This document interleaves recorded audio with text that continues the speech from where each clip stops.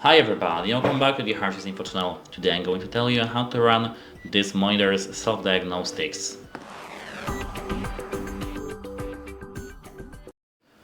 At first, go to the left to the control panel and here scroll down to settings. Go to all settings and scroll all the way down to the support. Click the first thing, device care. Now our monitor is being checked and here we have great. Go down to self-diagnosis. Here, as you can see, we can self-diagnose our monitor. We just have to for example, either click test all or just search for the option we want to test, for example, Wi-Fi.